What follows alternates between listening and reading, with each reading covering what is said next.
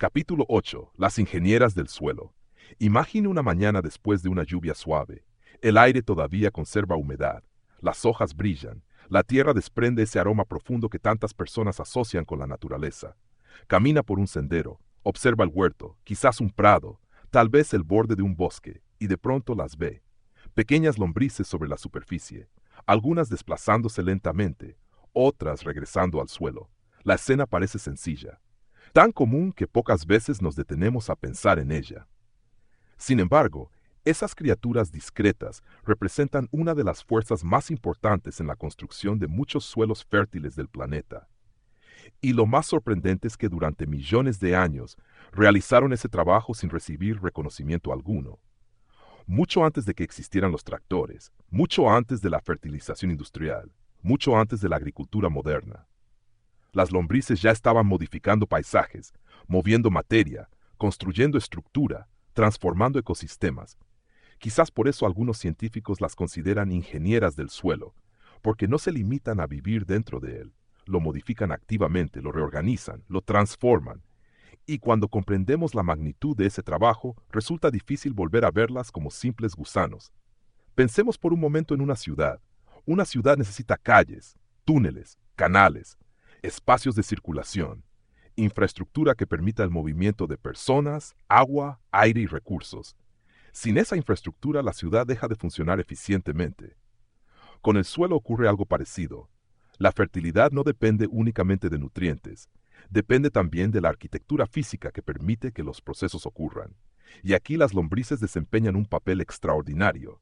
Mientras avanzan por el suelo, crean galerías, pequeños túneles, canales naturales, espacios por donde puede desplazarse el agua, espacios por donde puede circular el aire, espacios que posteriormente serán utilizados por raíces y microorganismos. Imagine una lluvia intensa.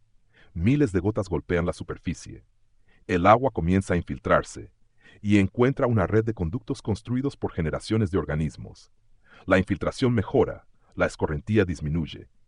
El suelo retiene más agua, todo gracias a procesos que ocurrieron mucho antes de la tormenta. Y aquí aparece una de las lecciones más interesantes de la naturaleza. Los beneficios visibles suelen ser consecuencia de trabajos invisibles realizados con anterioridad. Las lombrices representan perfectamente esa idea. Gran parte de su contribución permanece oculta, pero sus efectos pueden observarse en múltiples niveles. Ahora hagamos una pregunta sencilla. ¿Qué hace una lombriz durante su vida? La respuesta parece obvia: excavar, moverse, alimentarse. Pero cuando observamos con mayor detalle, descubrimos algo mucho más interesante. Las lombrices consumen materia orgánica, restos vegetales, fragmentos de hojas, materiales parcialmente descompuestos, y durante ese proceso transforman esa materia, la mezclan, la procesan, la incorporan a distintos niveles del suelo. Actúan como verdaderas recicladoras biológicas. Piensa en una hoja caída. Durante semanas permanece sobre la superficie. La lluvia la humedece. Los microorganismos comienzan a actuar, los tejidos empiezan a degradarse, y entonces aparece una lombriz. La hoja deja de ser simplemente un residuo superficial. Comienza un nuevo viaje, un viaje hacia el interior del suelo, un viaje que contribuirá a la circulación de materia dentro del ecosistema. Lo fascinante es que millones de pequeños eventos como este ocurren constantemente, día tras día, año tras año, generación tras generación. Y cuando sumamos todos esos movimientos individuales, obtenemos transformaciones enormes. Algunos estudios han mostrado que ciertas poblaciones de lombrices pueden mover cantidades sorprendentes de suelo y materia orgánica a lo largo del tiempo. No hablamos de unos pocos gramos. Hablamos de procesos capaces de modificar significativamente la estructura superficial de los ecosistemas. Charles Darwin dedicó años de observación a comprender este fenómeno. Sí, el mismo Darwin, asociado a la teoría de la evolución, en los últimos años de su vida quedó profundamente fascinado por las lombrices y llegó a una conclusión notable. Gran parte de la capa superficial del suelo había pasado repetidamente por el sistema digestivo de estos animales. Imagine la magnitud de esa afirmación. Organismos discretos, pequeños, lentos, y sin embargo capaces de influir en la construcción de paisajes enteros. Es una lección de humildad. Nos recuerda que el impacto ecológico no siempre está relacionado con el tamaño.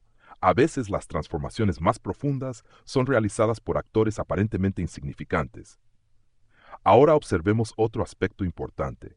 Las lombrices no viven en cualquier lugar. Necesitan ciertas condiciones: humedad adecuada, disponibilidad de materia orgánica, temperaturas razonables, ambientes donde el suelo conserve una mínima estabilidad biológica. Por esa razón, su presencia suele aportar información valiosa. No porque indiquen automáticamente que un suelo es perfecto. Eso sería una simplificación. Existen suelos con lombrices y problemas importantes, y existen ambientes donde ciertas especies son naturalmente escasas. Pero en términos generales, una comunidad activa de lombrices suele ser una señal interesante. Una señal de que existen condiciones favorables para diversos procesos biológicos. Es decir, las lombrices no son solamente constructoras, también son observadoras involuntarias del estado del sistema. Su presencia nos habla del entorno donde viven. Ahora bien, existe un error frecuente: pensar que todas las lombrices hacen exactamente lo mismo. La realidad es mucho más rica. Existen numerosas especies y distintas estrategias de vida. Algunas habitan principalmente la superficie, otras prefieren capas más profundas. Algunas construyen galerías permanentes, otras se desplazan constantemente. Algunas trabajan cerca de la materia orgánica recién caída, otras interactúan con materiales más transformados. La diversidad también existe dentro del mundo de las lombrices. Y como suele ocurrir en ecología, esa diversidad aumenta la complejidad y la resiliencia del sistema. Ahora imagine un suelo completamente compactado, poca infiltración, escaso intercambio de aire, raíces con dificultades para explorar, actividad biológica limitada. Las posibilidades de desarrollo disminuyen. Compárelo con un suelo estructurado, poroso, con galerías, con circulación de agua, con intercambio gaseoso, con abundante actividad biológica. La diferencia no depende de un único factor, pero las lombrices forman parte de esa historia. Forman parte de los organismos que contribuyen a construir condiciones favorables. Y aquí aparece una idea importante. La fertilidad no consiste únicamente en alimentar plantas, consiste en construir ambientes donde los procesos puedan desarrollarse. Durante mucho tiempo la agricultura se concentró principalmente en los insumos. ¿Qué agregar? ¿Qué corregir? ¿Qué aplicar? Son preguntas legítimas. Pero la agroecología añade otra dimensión. ¿Qué condiciones permiten que el sistema funcione mejor por sí mismo? Y cuando formulamos esa pregunta, comenzamos a prestar atención a organismos como las lombrices, porque ellas trabajan precisamente sobre las condiciones, sobre la estructura, sobre la circulación, sobre la integración entre materia orgánica, aire, agua y actividad biológica. No son una solución mágica, no son responsables de toda la fertilidad, pero forman parte de una red mucho más amplia. Una red donde cada organismo aporta algo distinto. Ahora hagamos una pausa y observemos el camino recorrido.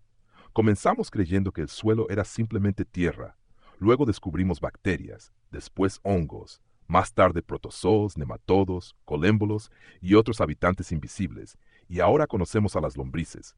Cada capítulo ha ampliado nuestra mirada, cada capítulo ha revelado un nuevo nivel de complejidad. Y sin embargo todavía no hemos respondido una pregunta fundamental. Sabemos quiénes viven en el suelo, sabemos que transforman materia, sabemos que construyen estructura, sabemos que regulan procesos, pero aún no hemos comprendido completamente qué es lo que alimenta toda esta inmensa comunidad. ¿Cuál es la fuente original de energía? ¿De dónde proviene el combustible que mantiene funcionando esta gigantesca economía biológica? Porque ninguna ciudad puede existir sin energía. Ninguna comunidad puede sostenerse sin una fuente constante de recursos, y el suelo no es una excepción. En el próximo capítulo seguiremos el rastro de esa energía hasta su origen, un origen que se encuentra muy por encima del suelo, muy por encima de las raíces, muy por encima de los organismos que hemos conocido. Un origen que cada mañana ilumina el planeta entero, el Sol. Y descubriremos que la verdadera historia de la fertilidad comienza mucho antes de que una raíz toque la tierra.